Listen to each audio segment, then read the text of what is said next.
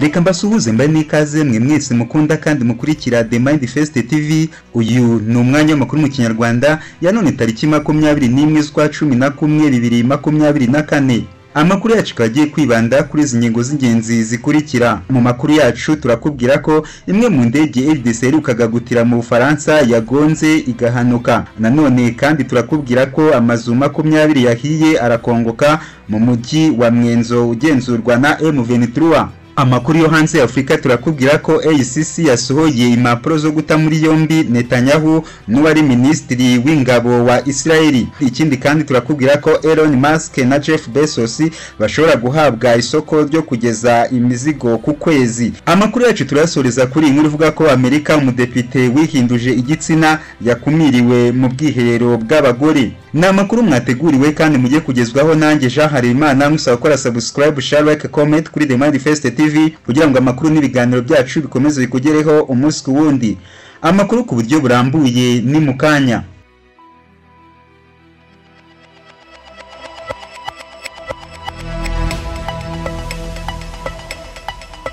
Ikaze mu makuru yacu ku buryo burambuye. Imwe mu ndege RDC yaherukaga gutira mu Bufaransa yagonze. Indege nshya iri muri ebyiri Repubulika ya Demokarasi ya Kongo iheruka gutira mu rwego rwo kuzahura sosiyete yayo ya Congo Airways ikora ubwikorezi bwo mu kirere yagonze. Kwa kabiri tariki ya 12 Ugushyingo nibwo RDC yari yakiriye iyi ndege yo mu bwoko bwa Boeing 737 mbere y'indi nkayo yakiriwe kuwa mbere w'iki cyumweru. Ni indege iki gihugu cyaherukaga gutizwa na sosiyete y'indege ya Air France yo mu Bufaransa. Amakuru avuga ko iriya ndege yakoze impanuka mu ijoro ryakeye ubwo yagonganaga n'indi nini yo mu bwoko bwa A320 ya sosiyete ya CAA.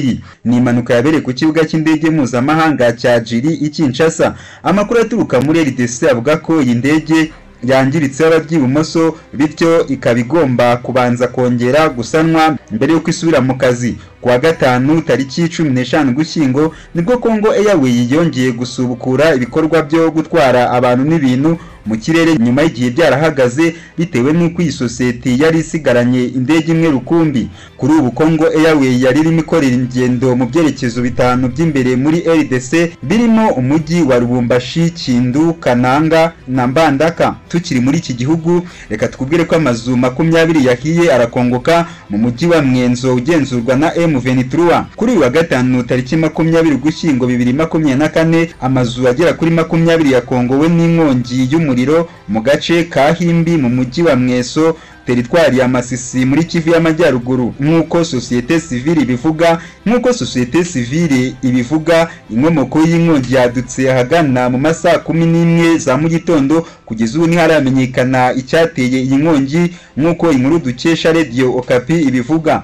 Amaduka n'ibintu byinshi by'agaciro byahiye birakongoka nk'uko amakuru aturuka aha hantu akomeza avuga. Umujyi wa Mweso twababwiye ko ubu uherereye mu gace kagenzurwa n'inyeshyamba za M23 kandi igice kinini cy'abaturage baho ngo barahunze. Hanze Afrika reka twubwire ko AICC yasohoye impapuro zo guta muri yombi Netanyahu n'uwari ministiri w'ingabo za Israeli. Kuri uyu wa kane tariki 21 Ugushyingo 2024 urukiko mpuzamahanga mpanabyaha AICC rwasohoye impapuro zo guta muri yombi ministiri w'intebe wa Israeli Benjamin Netanyahu n'uwahoze ari ministiri w'ingabo Yoav Gallant. Urukiko rwabitangaje kuri X cyangwa se kuri X yahoze ari Twitter. Inyandiko rwasizagaragara igira iti urukiko rwa ICC rwanze imbogamizi za leta ya Israeli ku bubasha bw'urukiko kandi rusohoye impapuro zo guta muri yombi Benjamin Netanyahu na Yoav Gallant. Ibi bivuze ko yaba Netanyahu cyangwa Gallant badashobora kujya muri kimwe mu bihugu 120 byasizweho umukono kuri sitati ya Roma nk'uko iyi nkuru dukesha The Jerusalem Post ibivuga. ICC yavuze ko hari impamvu zifatika zemeza ko Netanyahu na Gallant bakoze icyaha cy'intambara cyo kwicisha inzara nk'uburyo bw'intambara n'ibyaha byibasiye inyokomuntu by'ubwicanyi, gutoteza n'ibindi bikorwa bya kinyamaswa.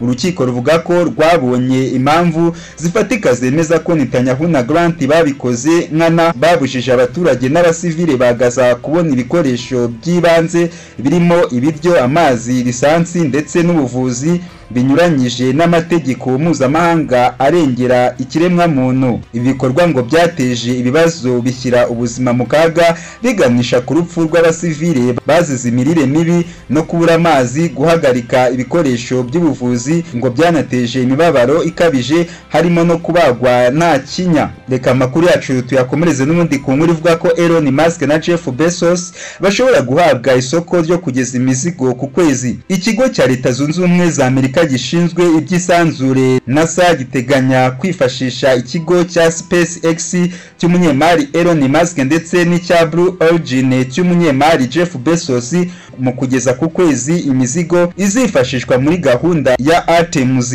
Ubu butumwa bwiswe Artemis bugamije kuzageza umushakashatsi w'umugore wa mbere ku kwezi, hakagezwa n'umugabo uzaba ugezeho bwa kabiri nyuma ya Neil Armstrong na Edwin Adrian Busy bahakandagiye kuwa 20 Nyakanga mu cya 1969. Biteganyijwe ko SpaceX ya Elon Musk ishobora guhabwa isoko ryo gukoresha ibyogajuru byayo bitwara imizigo mu kugeza ku kwezi igisa n'ikinyabiziga kizakoreshwa n'abashakashatsi. Ibi bigomba gukorwa bitarenze muri 2032.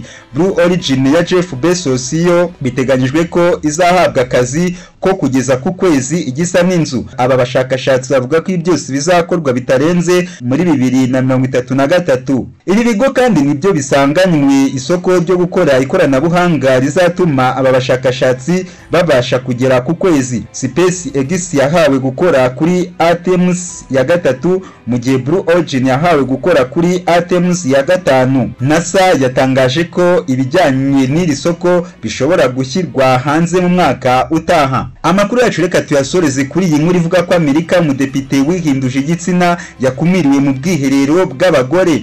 Perezida w'inteko nshingamategeko ya Leta Zunze Ubumwe za Amerika Mike Johnson yafashe icyemezo cyo gukumira umudepite Sarah Elizabeth McBride mu bwiherero bw'abagore. Mu matora yabaye tariki 5 Ugushyingo 2024, McBride yatorewe guhagararira leta ya Delaware mu nteko nshingamategeko. Niwe munyamerika wa mbere wari utowe uyu mwaka yarihinduje igitsina, mu gihe McBride wavukanye igitsina cy'abagore ategereje kwinjira mu nteko tariki ya 3 Mutarama 2025. Bagenzi batangiye kwibaza niba azemererwa kujya mu bwiherero bw'abagore nk'uko abyifuza.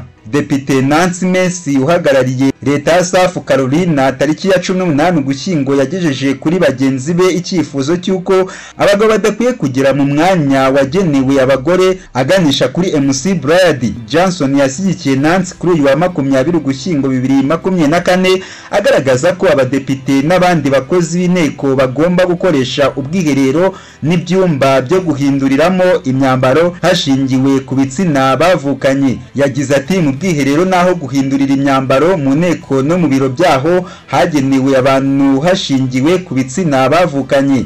Abagore bagenewe ibyumba by'abagore gusa. McBride yatangaje ko nubwo atemeranya n'icyemezo cya Johnson yiteguye kucyubahiriza, kandi ngo icyo akiza imbere si umwiherero kuko yemerewe kujyamo, ahubwo ngo ni ugusohora ubutumwa yahawe n'abaturage ba Delaware ubwo bamutoraga. N'amakuru mwateguriwe kandi mwagezwagaho nanjye Jean Harerimana. Musaba gukora subscribe, share, like, comment kuri The Manifest TV kugira ngo amakuru n'ibiganiro byacu bikomeze bikugereho umunsi ku wundi.